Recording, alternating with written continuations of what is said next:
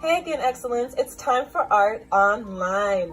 Spring is here and there are so many beautiful flowers blooming. Today we are going to create our own flowers as we talk about a special thing in art called variety.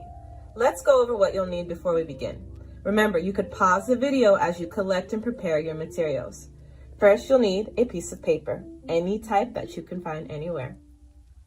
Then you'll need scissors and glue, and several pieces of paper cut into scraps in shape, like this. Ask permission to use the scissors or have your grown-up cut up the shapes and scraps for you. And lastly, you'll need crayons or a marker. All right, let's begin. Now this art is going to require a lot of careful planning. Remember, placement requires planning. That means before we glue anything down, we're going to need to plan where we're going to place it. Watch first. So I'll take my crayon or my marker, whichever you have. I chose a pink crayon.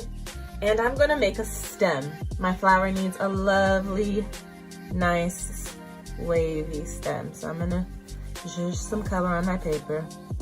It doesn't have to be a straight line. It's gonna be kind of curvy, however you want your flower to grow.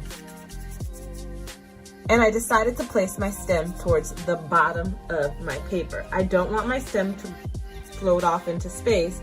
I want it to touch all the way to the bottom of the paper. Great, now that I have placed my stem, I can plan where I'm going to glue my leaves and petals and seeds. Now this flower is not any old flower. She'll have what we artists call variety. Variety is a mix of lines, shapes, and colors and other elements of art. In order to create interest in a piece, artists often use variety.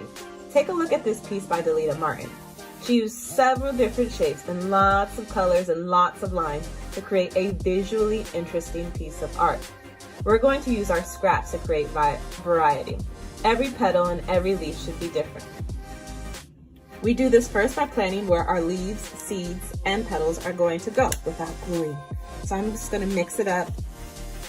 Different shapes, different colors. Oh, no, I don't like that one there. Maybe I like that one here.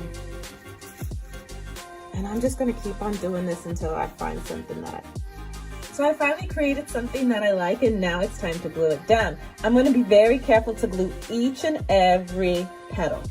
So now I've glued all my petals down, my center of my flower, my seeds down, and my leaves down as well. I also went in with a bit more crayon to make my stem a bit darker, make it more pronounced, and maybe I wanna add in a few dots as my seeds to the center of my flower with my crayon. Up to you what you do. I could add in a little more detail to the petals as well. Just trying to make my flower as interesting as possible. It's up to you where you decide to go with it. But we're not finished yet. Now that you have your pieces glued down, you're ready to add in other visual elements like clouds, a sun, grass, whatever you like. Just make sure that you add variety. Use different colors and shapes, even add in lines or other interesting elements. And glue carefully around the edges and press down each shape very, very flat. I'm gonna go ahead and add in my variety and I'll show you my piece. All right, so I'm all finished with my art that focuses on variety, and I'm pretty proud of this spring flower. There's a lot of different things happening, as you could see, with the shapes, the colors. I added in some grass with crayon, and when I pull it back visually, it's really, really stimulating and very interesting. I can't wait to see some of the flowers that you all have created. Remember to text me a photo, and I also have a challenge.